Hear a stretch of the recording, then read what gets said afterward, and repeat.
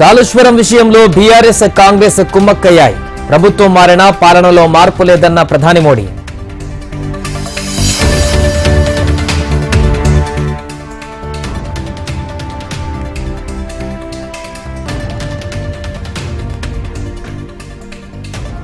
తెలంగాణ అభివృద్ధికి సహకరిస్తామన్న మోడీ.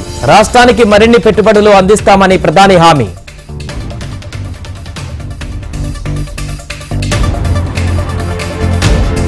కేంద్రంతో లొల్లి రాష్ట్రాభివృద్ధికి ఆటంకమే. తెలంగాణకు ప్రధాని పెద్దన్నలా సహకరించాలన్న సీఎం రేవంత్.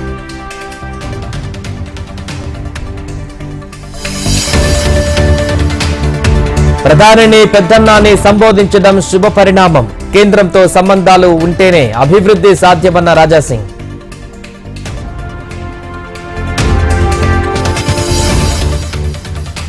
తెలంగాణకు ₹1 ఇవ్వని ప్రధాని పెద్దన్న ఎలా అవుతారు? రేవంత్ రెడ్డి వ్యాఖ్యలతో కాంగ్రెస్ బీజేపీ బంధం బయటపడిందన్న ఎమ్మెల్సీ కవిత.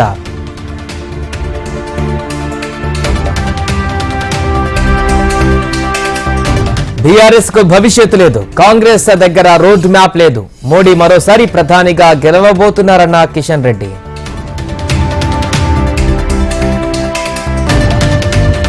ఇవాళ రాత్రి రాజ్భవన్ లో బస చేయనున్న ప్రధాని మోడీ. రేపు సంగారెడ్డిలో పలు అభివృద్ధి కార్యక్రమాలు ప్రారంభించనున్న ప్రధాని.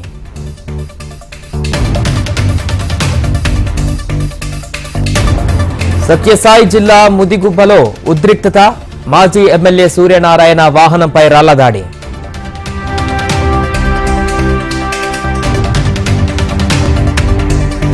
లంచం కేసులో ఎంపీ ఎమ్మెల్యేలు విచారణ ఎదుర్కోవాల్సిందే. సుప్రీంకోర్టు తీర్పును స్వాగతించిన ప్రధాని మోడీ.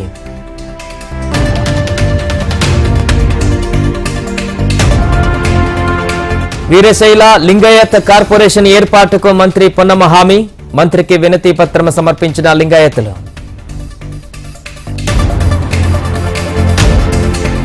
రాముడి పేరుతో బీజేపీ రాజకీయాలు చేస్తోంది. కాంగ్రెస్ ను చూసి బీజేపీ బీఆర్ఎస్ భయపడుతున్నాయన్న మల్లు రవి.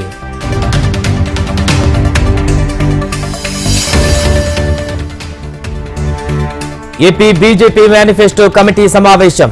బీజేపీ చీఫ్ పురంధేశ్వరి అధ్యక్షతన meeting.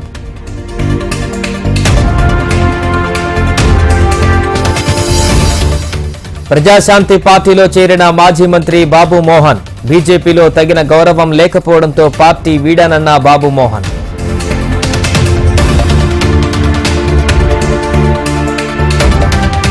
Mahabubabad municipal vice chairman పై అవిశ్వాసం. పోలీస్ పహారా మధ్య మున్సిపల్ సమావేశ నిర్వహణ.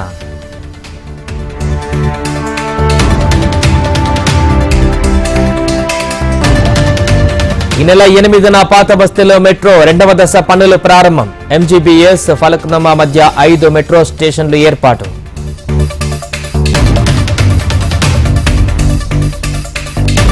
బీజేపీని గద్దెదించేందుకు ఇండియా కూటమితో కలిసి రావాలి. రాజకీయ పార్టీలకు ఏపీ సిపిఐ రాష్ట్ర కార్యదర్శి రామకృష్ణ పిలుపు.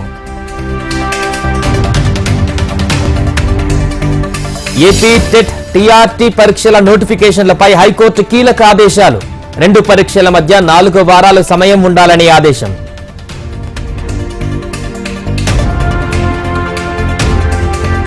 మైలారంలో లబ్ధిదారులకు గృహజ్యోతి పథకం అమలు.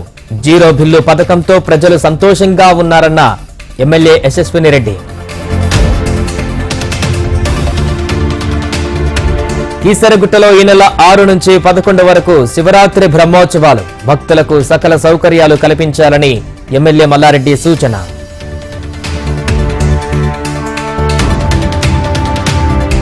గొర్రెల స్కామ్లో వెలుగులోకి మరో కుంభకోణం.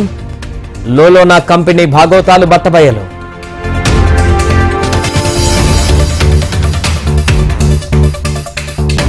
రాడిసన్ హోటల్ డ్రగ్స్ కేసు దర్యాప్తు వేగవంతం. విదేశాలలో ఉన్న నీల్ కోసం లుకౌట్ నోటీసులు జారీ.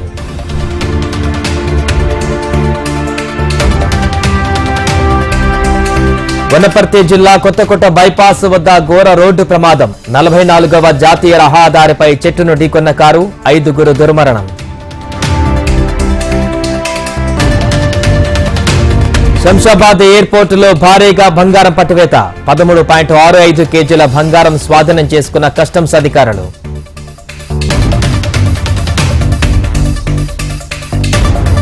నెల్లూరులో టీడీపీ మహిళా నేత విజేతారెడ్డి ఇంట్లో పోలీసుల సోదాలు. ఇంట్లో ఏమీ లేకపోవడంతో వెనుదిరిగిన పోలీసులు.